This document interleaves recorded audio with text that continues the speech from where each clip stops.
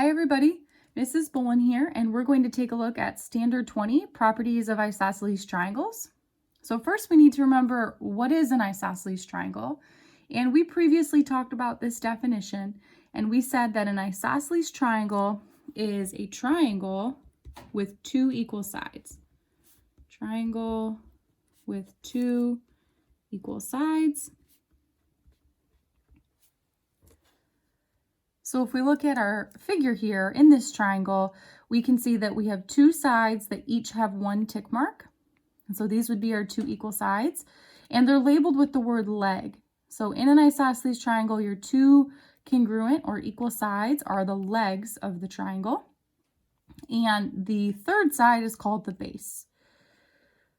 Let's next define the isosceles triangle theorem, and we'll come back to what does this base mean.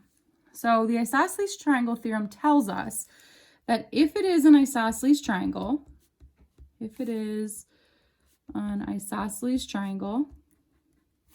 meaning if we know that it has two equal sides, so if it is an isosceles triangle, or if we know it has two equal sides, then the base angles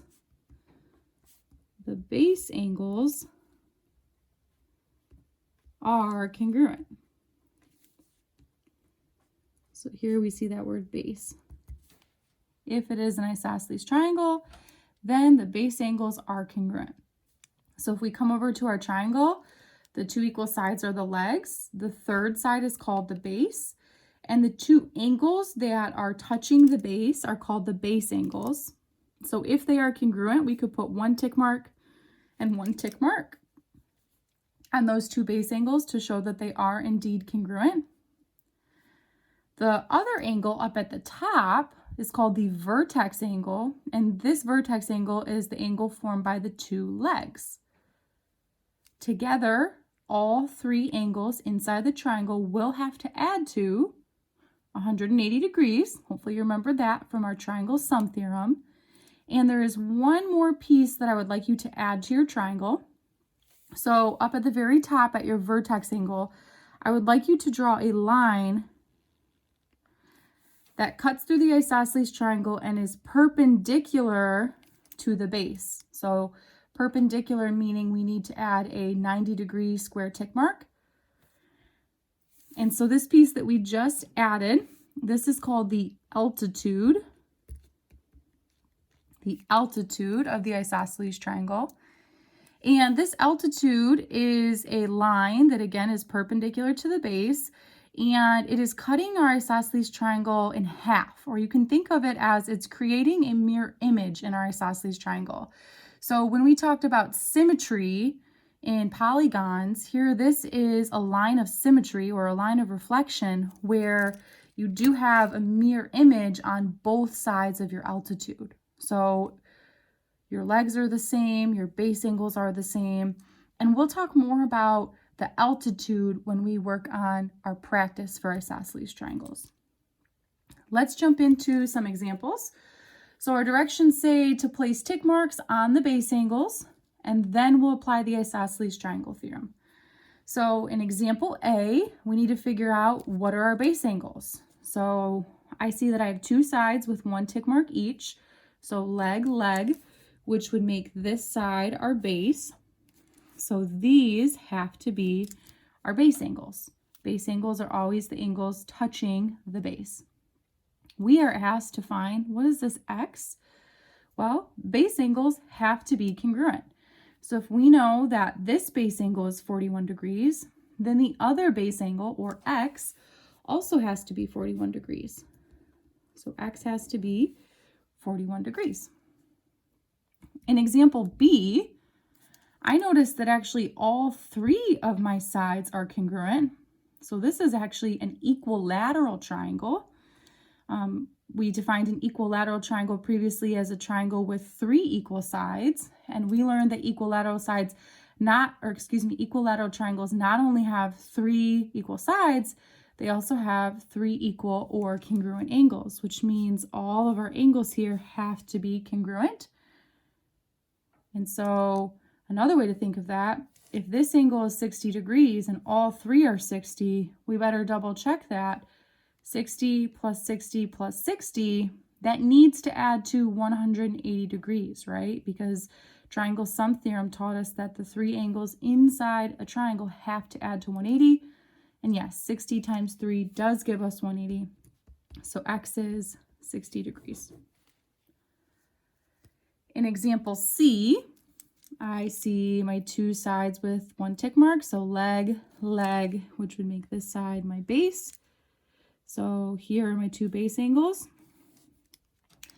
The 110 degrees is labeling the top vertex angle, or the angle formed by the two legs. So the top vertex angle is 110 degrees. And then we know the two base angles are going to have to be congruent. So really we could refer to each of these base angles as x because they're going to have to be the same. So what I can do is I know all three angles add to 180. So I can start by doing 180 minus 110. 180 minus 110, and I get 70.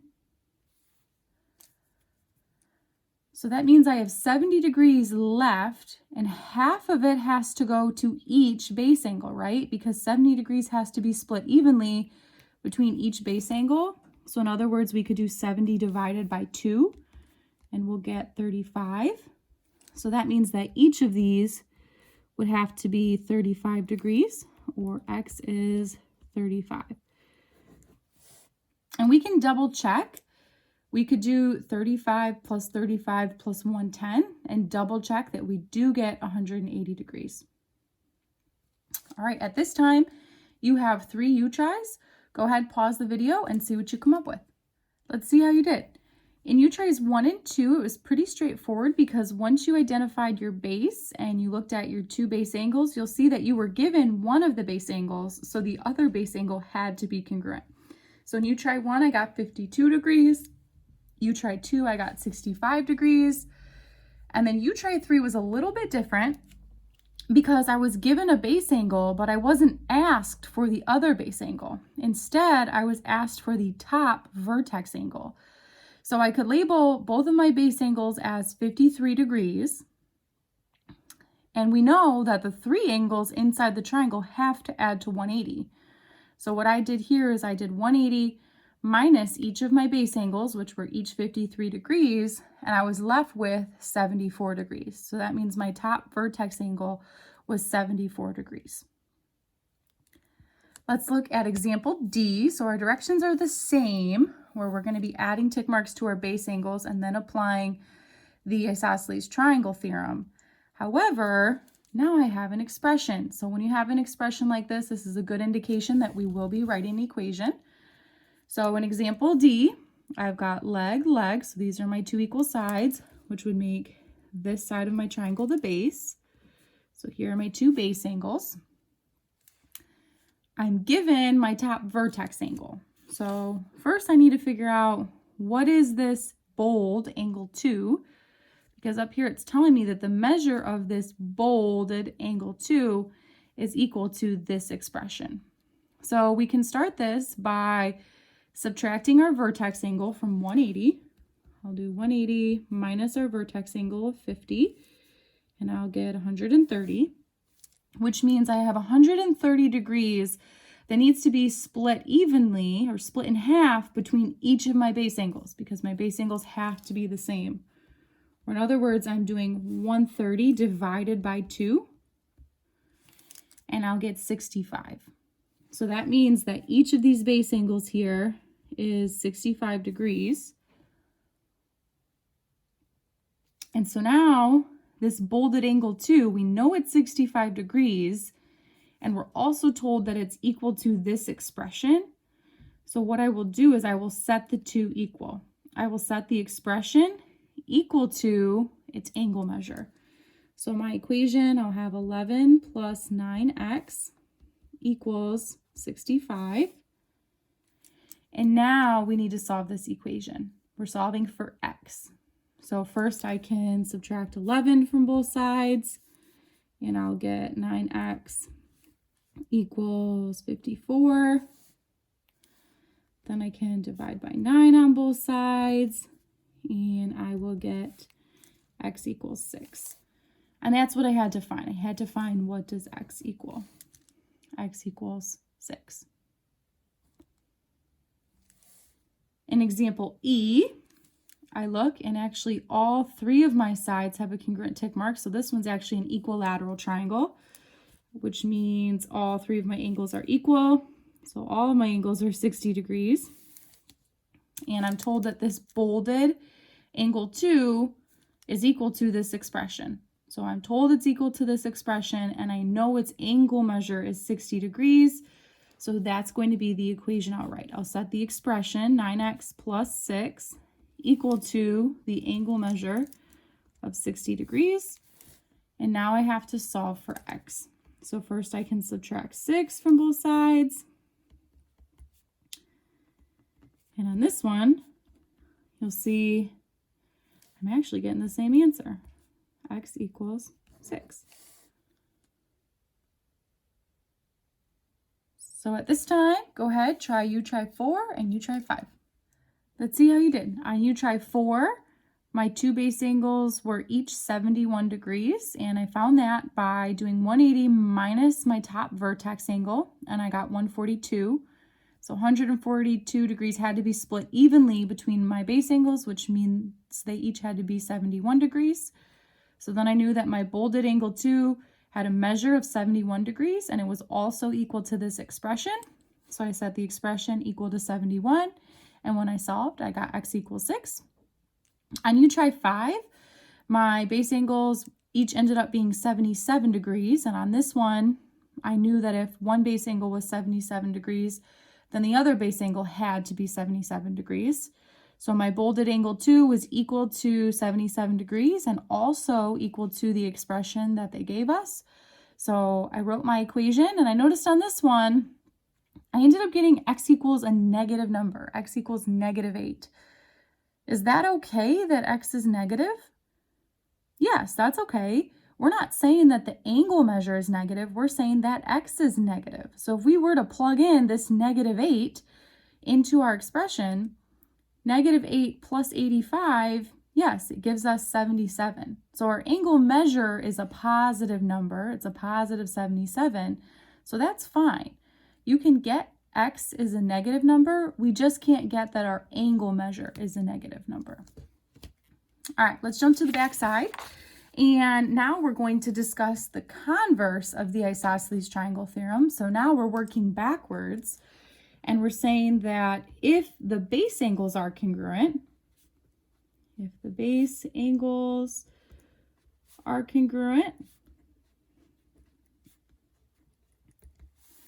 then it is an isosceles triangle.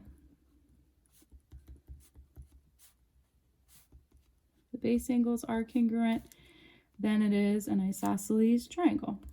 Meaning, if the base angles are congruent, then it has 2 equal sides. So our directions say place tick marks on the congruent sides and then apply the converse of the isosceles triangle theorem. So in example F, I see these are my 2 base angles. So this is my base, and I need to put tick marks on the congruent sides. So these 2 sides have to be congruent. If one side has a measure of 8, then the other side must have a measure of 8. So x has to be 8. Notice I'm not putting a degree symbol because these are side lengths. These are not angle measures. In example G, I've got my 2 base angles, which makes these my 2 legs or my 2 equal sides. And if one of my legs is 6, then my other leg also has to be 6. So x equals 6. We're going to jump over you try 6 and 7 and come back to them. Let's finish up our last 2 examples. So on example H, I can see I've got my 2 base angles. If it's still helpful for you, you can label your base, which would make these 2 sides my legs. They have to be equal. So I'm going to write an equation. 4 and this expression, x minus 2, have to be equal. I'll say x minus 2 equals 4. Because again, my legs, or these are the 2 equal sides in the isosceles triangle. I'm solving for x, so one step here, add 2 to both sides, and we get that x is 6. And then last example, example I, I'm actually given 3 congruent angles here. So this one's actually an equilateral triangle. So I could add 1 tick mark to each of the sides. And we can set our equation up by setting the expression equal to the other side length. So x plus 1 equal to 8. Subtract 1 from both sides, and we get that x equals 7. So to finish up here, you have tries 6 through 11 to do, but I do real quick want to talk about try 10 and 11. And these two are challenging problems because you need to consider everything that we've learned. So if we look at try 10, we are given an angle measure down here, 67 degrees, and we need to work our way all the way through the figure to get up here to find what x is. So what you'll need to do is use knowledge of isosceles triangles like we've been practicing today to work your way through this first triangle, to move into the next triangle, and then to get up to x. So you'll use knowledge of isosceles triangles, of angles adding to 90 degrees or complementary angles, maybe of linear pairs or angles forming a straight line. So these are challenging problems. See if you are able to come up with some of the measures working your way through the figure to get over to x. At this time, go ahead, pause the video and work on tries 6 through 11. All right, on try 6, I got x equals 5. try 7, I got x equals 4. On try 8, I got x equals -5. And it's fine that x is negative here because we're looking at a side length. And when we plug in -5, -5 plus 11 does give us 6, which we knew the side lengths here, they both had to be 6. On try 9, I got x equals 4. And then 10 and 11 were challenging, so let's kind of break them down. So first on try 10, I'm just going to look at this bottom triangle where we had given info. So in this triangle, I saw that I have a leg, which would make this side my base. And so I was given one base angle of 67 degrees, which means my other base angle also has to be 67 degrees. The 3 angles inside a triangle have to sum to 180. So if I were to do 180 minus 67 minus 67, I would get 46 degrees. So I have completely filled in my first triangle. Now I need to continue working my way across the figure to get up here to this next triangle. Right here I can see, and I labeled it complementary, we see a square tick mark here. I highlighted it in pink. This means that these two angles have to add to 90 degrees. So if this angle here was 46, if we do 90 minus 46, then this angle has to be 44. So now I've made my way into the next triangle, and I need to look at where the tick marks are located on this next triangle. And I see I have a tick mark. So in this next triangle, which I wrote in blue, I have leg, which would make this my base. So these are my 2 base angles. I put 2 tick marks and 2 tick marks because I've already used 1 tick mark here. So I put a different number of tick marks. If this base angle is 44 degrees, then my other base angle also has to be 44 degrees. And then I'm very close. My last step here was that these 2 angles form a line, or they're called a linear pair, meaning they have to add to 180 degrees. So if this angle is 44 and I do 180 minus 44, then I get 136. So x equals 136 degrees. You can see we use knowledge of isosceles triangles, like where are base angles, complementary angles adding to 90, linear pairs adding to 180. So we had to work our way all the way across this figure to figure out what x was.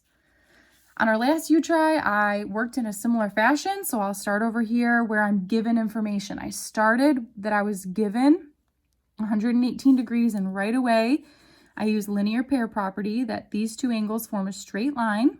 So I did 180 minus 118 to get 62 degrees.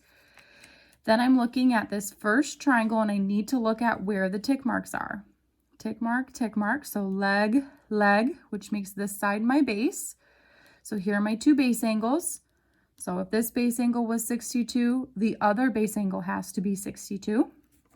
Then I can work my way into the other figure here by using our knowledge that these angles add to 90 degrees, so complementary angles. So if I do 90 minus 62, I'll get 28. Now I've made my way into the last triangle here, so let's look at where the tick marks are situated. Leg, leg, which makes this side my base. So I put 2 tick marks and 2 tick marks for my 2 base angles. If this base angle is 28 degrees, then my other base angle also has to be 28 degrees. And then lastly here, I had another linear pair, 2 angles forming a straight line. So if I do 180 minus 28, I get 152. So X was 152 degrees.